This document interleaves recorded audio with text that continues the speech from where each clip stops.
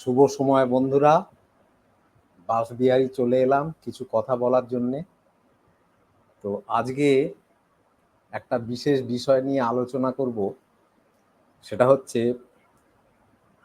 শূন্য, মহাশূন্য। তো এটা বহু চর্চিত বিষয়, বিভিন্ন আলোচনায় এগুলো উঠে আসে। তো প্রথমে আমরা এই মহাশূন্য বলতে কি বোঝায় সেই জিনিসটা প্রথমে একটু আলোচনা করে নিই। মহাশূন্য বলতে এই যে আমাদের পৃথিবী, সূর্য বা আমাদের সৌরজগৎ, তারপরে গ্যালাক্সি, তারপরে গ্যালাক্সি থেকে গ্যালাক্সি, ধূমকেতু, এই যে আমাদের দৃশ্যমান যে মহাজগৎ, এই মহাজগতের মধ্যে যে ফাঁকা জায়গাটা আছে তাকে আমরা সাধারণত মহাশূন্য বলি বা কল্পনা করি। কিন্তু আমরা কখনো ভেবে দেখি না এই বিষয়টা আসলে কি, এর মধ্যে কি আছে বা আদৌ কিছু আছে কিনা। এই জিনিসটা বড় মজার। এই জিনিসটা বুঝতে গেলে আমাদের, যেহেতু আমরা ইন্ডাকটিভ লজিক প্রয়োগ করে প্রকৃতিকে ব্যাখ্যা করি, আর এই ব্রহ্মাণ্ডটাও প্রকৃতি, তো আমরা ইন্ডাকটিভ লজিক ব্যবহার করে তাকে গণিতবিদ্যার সাহায্যে সিদ্ধান্তটা নিয়ে থাকি। তো যখন এই ব্রহ্মাণ্ডটা ছিল, কি তৈরি হয়েছে, কি রূপান্তর হয়েছে, এই যখন আলোচনাটা আসে তখন আমরা তিনটে চারটে মতবাদ এসে যায়। কেউ বলে ঈশ্বর সৃষ্টি করেছে, কেউ বলে আগেই থেকেই ছিল, কেউ বলে বারে বারে তৈরি হচ্ছে, ধ্বংস হচ্ছে, এই রকম ব্যাপার। তো আমাদের এত কিছু বোঝার দরকার নেই। আমাদের, আমরা যেটুকু আমরা এখন দেখছি বা আমরা যেটুকু বিজ্ঞানের আলোকে আলোচনা করি সেটা নিয়ে আমরা সন্তুষ্ট থাকি, এবং সেইটা জানতে জানতেই আমাদের জীবন শেষ হয়ে যায়। তো আমরা সেই কোয়ান্টাম ফ্লাকচুয়েশন বা অনেকে বলে বিগ ব্যাং, এখন আর বিগ ব্যাং কথাটা কেউ বলে না, কারণ ওই যে বিগ ব্যাং থিওরির ওই যে অসীম ভর অথচ আয়তন শূন্য, এই যে ধারণাটা, এইটা লজিকের একটা নিয়মে আটকে যায়, সেই জন্যে ওইটা থেকে রূপান্তর করা হয়েছে যে অসীম ভর হতে গেলে তার আয়তন শূন্য হওয়া প্রায় অসম্ভব, এটা একটা ধারণা হতে পারে। তো তার কারণ হচ্ছে আয়তন শূন্য হতে গেলে দৈর্ঘ্য, প্রস্থ, উচ্চতা তিনটে শূন্য হতে হবে, এবং দৈর্ঘ্য, প্রস্থ, উচ্চতা যদি শূন্য হয় তাহলে যে ইলেকট্রিক এবং ম্যাগনেটিক ফিল্ড সেটা এক জায়গায় এসে যাবে, এবং বায়ট সেভার্ট ল অনুযায়ী ওই অসীম বিন্দুটা, ওই বিন্দুটা একটা একমেরু চুম্বকে পরিণত হবে, যেটা একমেরু চুম্বক কখনো প্রকৃতিতে অস্তিত্বে থাকে না। কোনো চুম্বককে যতবারই আপনি ভাঙবেন সেটা দ্বিমেরু চুম্বকই হবে, একমেরু চুম্বক হয় না, হতে পারে না। তো যাই হোক, এইটা হচ্ছে ল অফ নন কন্ট্রাডিকশনে আটকে যায় আর কি। সেই জন্যে সেখান থেকে রূপান্তরিত হয়ে ধারণাটা কোয়ান্টাম ফ্লাকচুয়েশনে এসেছে। এবারে আমাদের বুঝতে হবে এই কোয়ান্টাম জিনিসটা কি। এই যে বহু লোক বলে কোয়ান্টাম ফিজিক্স, কোয়ান্টাম ফ্লাকচুয়েশন, এই কোয়ান্টাম জিনিসটা কি? কিছুই নয়, এটা খুব সহজ ব্যাপারটা। সেটা হচ্ছে, মনে করুন বাংলাদেশে বা কোনো একটা দেশে সবচেয়ে কম টাকা কত। বাংলাদেশে আমি বলতে পারবো না, ভারতবর্ষে সবচেয়ে কম টাকা হচ্ছে 1 টাকা। এখানে 50 পয়সা 25 পয়সা নেই, সবচেয়ে কম হচ্ছে 1 টাকা।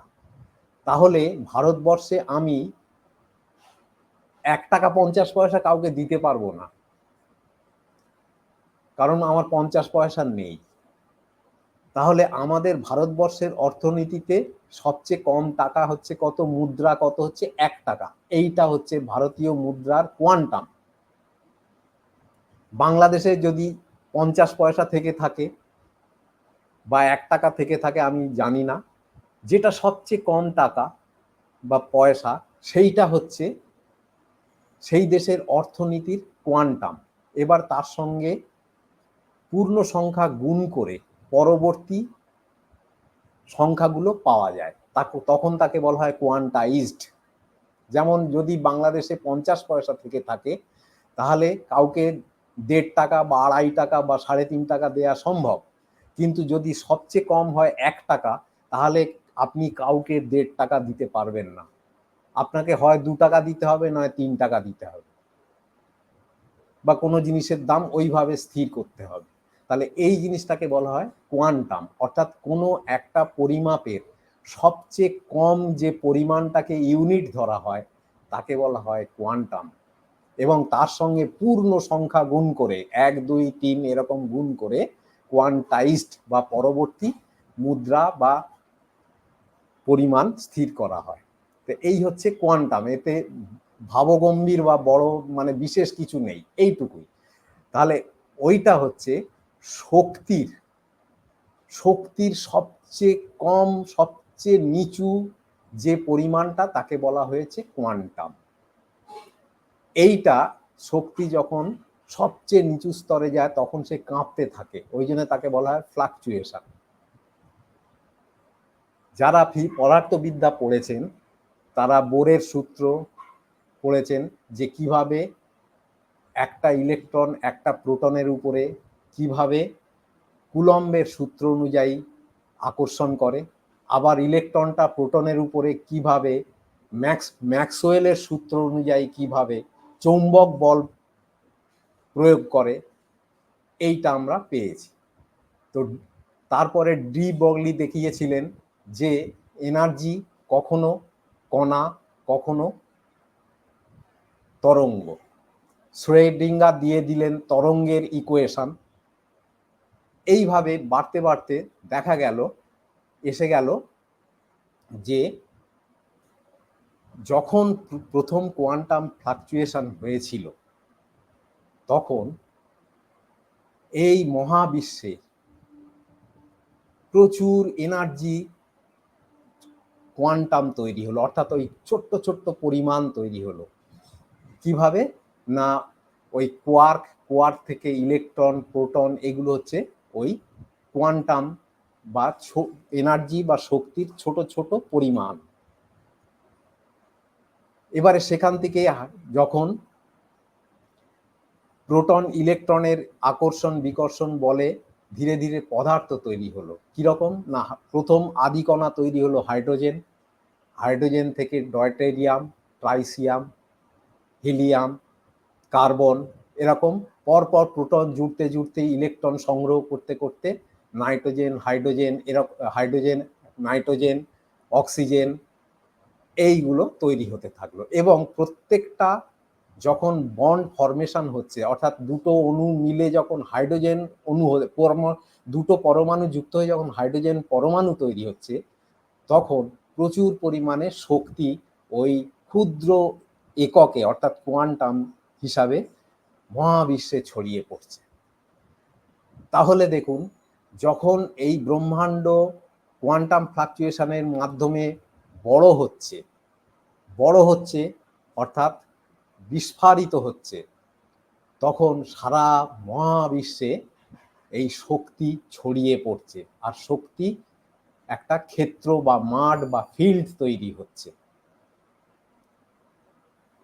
এবং এইটা ম্যাক্সওয়েলের সূত্র, কুলম্বের সূত্র অনুযায়ী দেখা যাচ্ছে যে কোনো একটা জায়গায় বৈদ্যুতিক ক্ষেত্র তৈরি হলে তার সমকোণে চৌম্বক ক্ষেত্র তৈরি হয়। তাহলে এবারে একটু ধারণা করুন, কোনো একটা জায়গায় সরল রেখায় বৈদ্যুতিক তরঙ্গ যাচ্ছে, তার সমকোণে যাচ্ছে হচ্ছে চৌম্বক ক্ষেত্র।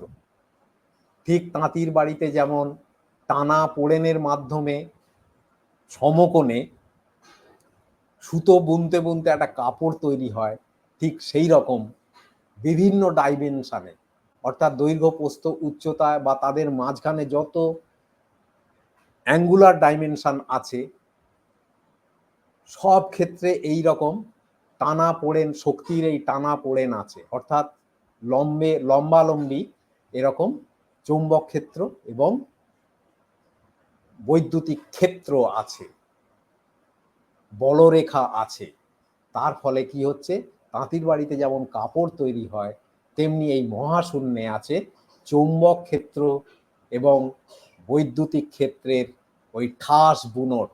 অর্থাৎ মহাশূন্য বলতে আমরা যে কিছুই নেই এমন কিছু নয়, এই মহাশূন্যটা আসলে চৌম্বক ক্ষেত্র এবং বৈদ্যুতিক ক্ষেত্রের ঠাস বুনট এই হিসাবে আছে।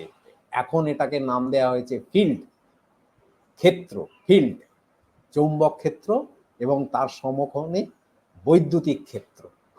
সুতরাং আমরা যে কিছু কিছু বইতে পাই তখন কিছু ছিল না, এই সব কথার কোনো গুরুত্ব নেই। তো কথা হচ্ছে এই হচ্ছে মহাশূন্য। এই মহাশূন্যে ওই কোয়ান্টাম লেভেলে অসংখ্য কণা স্বতঃস্ফূর্তভাবে তৈরি হচ্ছে এবং মিলিয়ে যাচ্ছে। তাদের গতি এত দ্রুত যে তাদের সাধারণ যন্ত্রপাতিতে ধরা যায় না। মেসন, পাই মেসন, নিউট্রিনো, অ্যান্টি নিউট্রিনো এরকম গাণিতিকভাবে তাদেরকে ধরা যায়, কিছু কিছু পরীক্ষায় ধরা যায়, কিন্তু বিরাট স্কেলে তাদের ধরা যায় না। কারণ মহাবিশ্ব যখন ওই কোয়ান্টাম ফ্লাকচুয়েশন থেকে শুরু হয়েছিল, সেই প্রাকৃতিক অবস্থা, সেই তাপমাত্রা, সেই চাপ, সেই জিনিস সৃষ্টি করা কোনো ল্যাবরেটরিতে সম্ভব নয়। তো এই হচ্ছে গিয়ে মহাশূন্য। এইবারে আমি বলবো আমরা আমাদের পৃথিবীর চারিদিকে যে শূন্য স্থান দেখি, অর্থাৎ জলবায়ু, আমাদের পরিবেশ, চারটে যে স্ফিয়ার আছে, স্ট্র্যাটোস্ফিয়ার, ট্রোপোস্ফিয়ার, ওজোনোস্ফিয়ার, আয়োনোস্ফিয়ার, এই জিনিসটাকে আমরা বলি আমাদের চারিদিকের শূন্য। শূন্য আর ব্রহ্মাণ্ডের শূন্যতাকে বলছি মহাশূন্য। তো এইটা খুব সংক্ষেপে বলতে গেলে কি হয়, এইটাকে খুব সংক্ষেপে বলতে গেলে যে যখন আমাদের পৃথিবীটা তৈরি হলো, কিভাবে তৈরি হলো না, ওই শক্তি কণা থেকে পদার্থ হলো। কেন না, মহাবিশ্ব যখন বড় হচ্ছে তখন সে ঠান্ডা হচ্ছে, সে ঠান্ডা হওয়ার জন্যে সেই কণাগুলোর একে অপরের সঙ্গে বিক্রিয়া করার ক্ষমতা বেড়ে গেল। যেমন ধরুন লোহা, 1527 ডিগ্রিতে গলে যায়, তাহলে সে 1530 ডিগ্রিতে নিশ্চয়ই সে বাষ্প ছিল, লোহা বাষ্প ছিল, বা তার একটু উপরে হয়তো বাষ্প ছিল। ওই যে এফি পরমাণুটা তখন বাষ্প আকারে ঘুরছিল, তখন তার প্রোটন সংখ্যা কাউন্ট করে দেখা যাবে অতগুলো প্রোটন যুক্ত হয়ে লোহা তৈরি হয়েছিল। তারপরে ঠান্ডা হতে হতে সে সলিড লোহা হয়ে আমাদের এই পৃথিবীতে জমা হয়েছে। তো এইভাবে বিভিন্ন তামা, রূপা, এমনকি ইউরেনিয়াম, ঠিক এইভাবে পদার্থগুলো তৈরি হয়েছে একটার পর একটা প্রোটন যুক্ত হয়ে হয়ে হয়ে হয়ে। তো আমাদের পৃথিবীটা যখন তরল গ্যাসীয় অবস্থা থেকে তরল থেকে আরো ঠান্ডা হতে হতে হতে হতে যখন কঠিন আকার ধারণ করলো, তখন আমাদের এই পৃথিবীর চারিদিকে কি কি গ্যাস ছিল না, hydrogen, carbon, nitrogen, ammonia, sulphur dioxide, hydrogen sulphide, এই রকম কিছু গ্যাসে আমাদের জলবায়ু ভর্তি ছিল। কিন্তু ওই তাপমাত্রায় যে সমস্ত গ্যাসের এসকেপ ভেলোসিটি বেশি, তারা এখান থেকে পালিয়ে যায়। পৃথিবীর অভিকর্ষ তাদের ধরে রাখতে পারেনি, তাদের গ্যাসীয় গতি এত বেশি ছিল, তারা আমাদের জলবায়ু থেকে পালিয়ে যায়। পরবর্তীকালে জলবায়ুতে যে হাইড্রোজেন, অক্সিজেন, পরবর্তীকালে আবার তারা জলকণা তৈরি করে, জলকণা তৈরি করে। অনেকে ভাববেন তাহলে বৃষ্টি হয়ে পড়ে গেল না কেন? না, জলকণা কিরকম না H2O আকারে ছিল, সে লিকুইড ফর্মে নয়, সে ছিল গ্যাসীয় আকারে। তো এইভাবে সেই জলকণা ভেঙে আবার হাইড্রোজেন অক্সিজেন হচ্ছে, আবার সে জুড়ে গিয়ে জলকণা হচ্ছে। এইভাবে আমাদের জলবায়ু ধীরে ধীরে তৈরি হয়, খুব ধীর গতিতে। তৈরি হলো carbon dioxide, nitrogen, nitrogen dioxide, nitrous oxide, এবং একই সঙ্গে যে অক্সিজেনগুলো, অক্সিজেন খুব সক্রিয় বলে তারা তাদের এসকেপ ভেলোসিটি প্রাপ্ত হওয়ার ফলে সে এই জলবায়ু থেকে পালিয়ে গিয়েছিল। সেই পালিয়ে গিয়ে কি হলো, ওজোন স্তর তৈরি করলো আমাদের একেবারে তৃতীয় উচ্চতায় গিয়ে। তার ফলে আমাদের এই জলবায়ুতে আর আল্ট্রাভায়োলেট রশ্মি ঢুকতে পারলো না। তখন এইখানে পৃথিবীর যে জল এবং আমরা কিছু কিছু বৈজ্ঞানিকের গবেষণায়, যেমন পেরুম পন্নম বলে একজন শ্রীলঙ্কার বৈজ্ঞানিক দেখিয়েছেন যে ধূমকেতুর মধ্যেও জৈব যৌগ পাওয়া যায়, এবং তিনি গবেষণা করে এটা দেখিয়েছেন। তো এই যে পৃথিবী ক্রমশ ঠান্ডা হচ্ছে এবং তার যে উপরের যে জলবায়ু, সেখানে প্রচুর পরিমাণে methane, ethane, ethylene, carbon dioxide, nitrogen dioxide, এই ধরনের গ্যাসে আমরা একটা জলবায়ু পেয়েছি। অর্থাৎ আমাদের যে জলবায়ু, সেই জলবায়ুতে এইগুলো পাচ্ছি। এবং যখন প্রথম সজীব বস্তু তৈরি হয়েছিল, ব্লু গ্রিন অ্যালগি বা নীলাভ সবুজ শৈবাল, আমাদের যে যখন পৃথিবীতে জল তৈরি হয়, তারাই কিন্তু আমাদের প্রয়োজনীয় যত অক্সিজেন সালোক সংশ্লেষের মাধ্যমে আমাদের সরবরাহ করে যাচ্ছে। পৃথিবীর যে জলবায়ু, তাতে নতুন করে আর কিন্তু অক্সিজেন সৃষ্টি হওয়া সম্ভব নয়। তার কারণ হচ্ছে অক্সিজেন তৈরি হয়েছিল সেই কোয়ান্টাম ফ্লাকচুয়েশন থেকে, যখন সূর্য থেকে যখন পৃথিবী প্রথম তৈরি হয়েছিল, তখন যে অক্সিজেন, সেই অক্সিজেনের বেশ কিছু পালিয়ে গিয়েছিল এবং কিছু জৈব যৌগে ধরা ছিল।